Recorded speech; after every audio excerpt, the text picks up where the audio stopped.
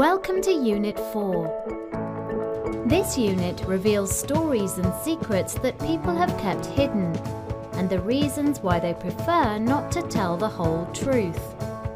It also encourages you to think about how news is represented and the reliability of the media we are surrounded with every day. Listen to people talking about how they represent the truth, or not, about themselves, and why it's so easy to believe fake news.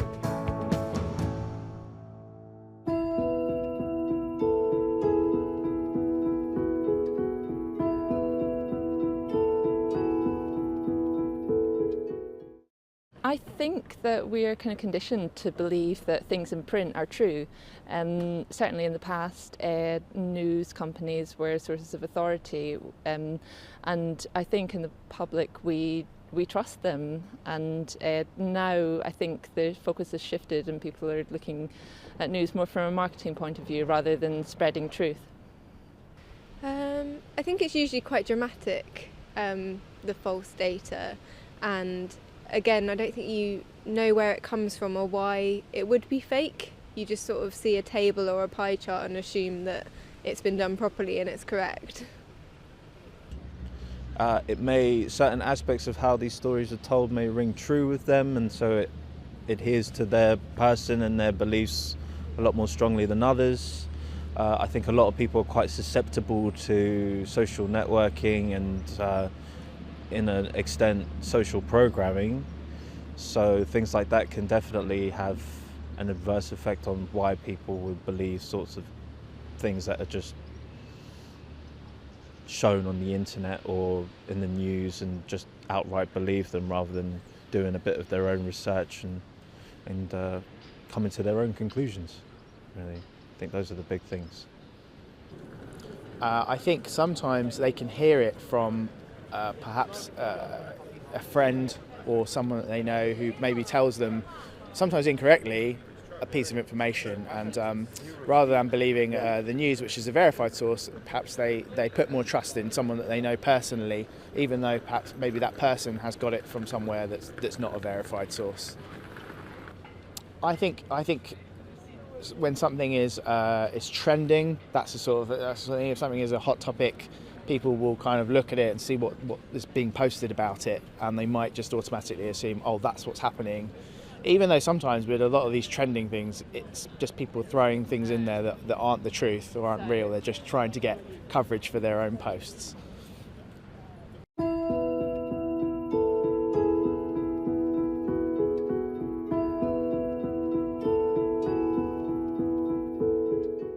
I haven't been in a serious situation where I've told a lie because I'm not a good liar.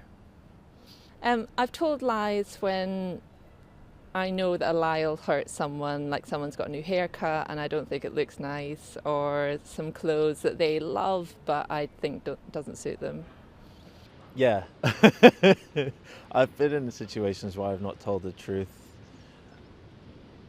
Not so much now, like as I've gotten older, but when I was younger, I always thought it was a means of protecting people.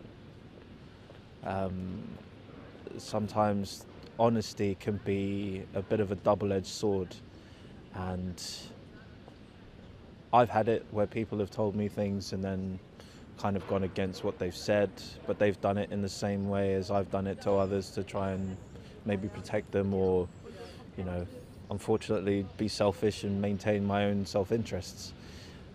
I think it's probably more white lies to save hurting people's feelings. Telling younger children that Santa's still real, or instead of making an excuse about why I can't go somewhere, try and make it sound believable, not to hurt anyone's feelings. Oh, to my parents, yes. Sometimes, most of the time, it's just little white lies where it doesn't hurt them to not know the full truth. Nothing like life-altering that I've lied about, though. Yes. I mean, I have, to be honest. It's mainly perhaps when I've been invited to go to, a social event that I didn't really want to go to. I've made up an excuse. I've said I had to work, or I've said I was double booked. rather than, I guess because I didn't want to hurt someone's feelings, I maybe said that rather than I don't want to go.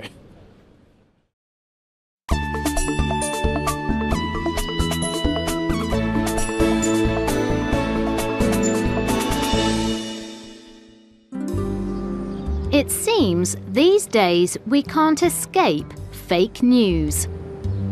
We all know that our social media feeds are full of news articles and stories that are biased, exaggerated, or just plain fabricated. So how come so many of us continue to consume and share content without questioning its credibility? These stories may start on Facebook or Twitter, but once we share them, they eventually work their way into articles in the mainstream media. And these articles are then shared again on social media. And so the endless cycle continues. Is there a way that this flood of fake news can be stopped? Or can we all become better at identifying and simply ignoring it? In recent years, these questions have become an important field of research.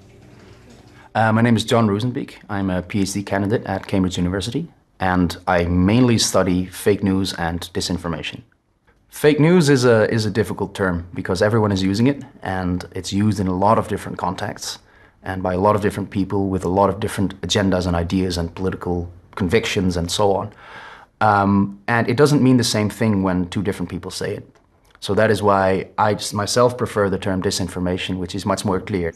Misinformation is information that is false, and that includes simple human error. If I make a mistake and I say something that is incorrect, and I publish it somewhere online, that is what I would call misinformation. Disinformation includes the intent to deceive, so I must actually want to give you wrong information for it to be disinformation. So are there things that can be done to stop the flow of disinformation? John believes that there are 4 possible solutions. The first is legislation, so trying to write laws that regulate the flow of information in such a way that fake news becomes less prevalent. The downside of this is, of course, that you run into issues of freedom of the press very quickly. Freedom of the press is the principle that government shouldn't interfere with or censor the media. The second one is algorithmic fixes. All social media sites use algorithms to choose the information they present to their users. This is the programming code that decides what content to show you based on what you like and share. So, for example, on Facebook, you will see certain posts before other posts, and Facebook can decide which posts you see first.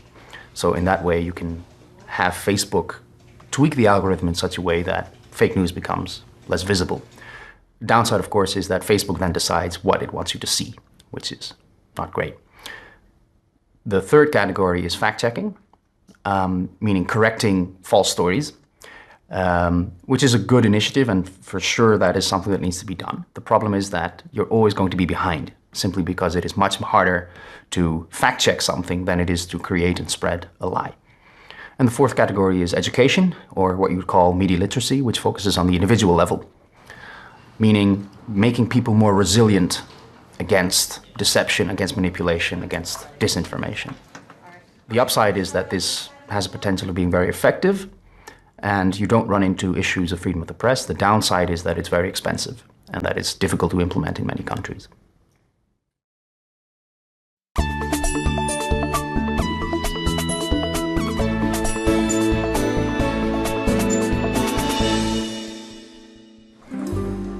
If it is so difficult to stop the flow of disinformation and fake news, is there a way we can protect ourselves from becoming infected with it? John believes that inoculation theory could offer a potential solution.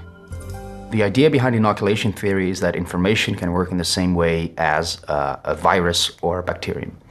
So, assuming that misleading information can be akin to some kind of infection, how do you make sure that people don't become ill?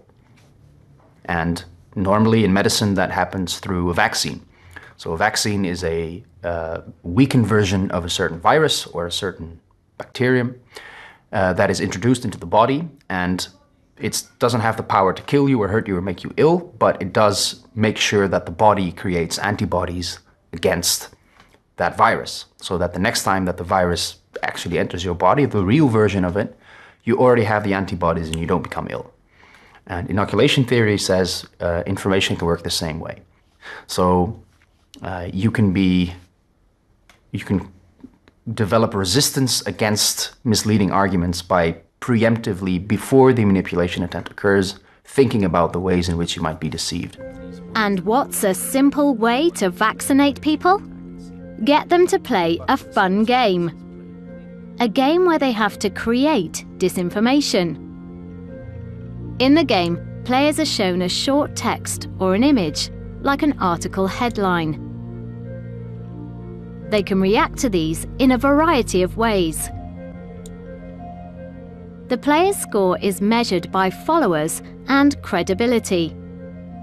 The aim of the game is to gather as many followers as possible without losing credibility. But the important thing is that if a player acts like a producer of disinformation, they will gain followers and credibility. But if they lie too obviously, they will lose credibility. And if they act like a good journalist reporting just the facts, they will lose followers. So the player has to learn to use all the tricks of effective producers of disinformation to succeed in the game. So it's this active component is very important. So it's not just that someone tells you, this is how you might be deceived, this is what fake news looks like. Instead, you create it yourself. You think about it yourself, how you can use these strategies to, forward your own interests in the game, which is a much more resilient approach to training how to recognize these things than just me telling you something.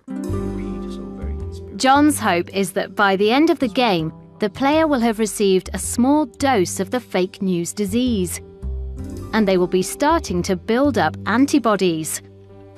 So the next time they are online, they will recognize the disinformation strategies being used on them and think before they share. So why not play the game and vaccinate yourself today?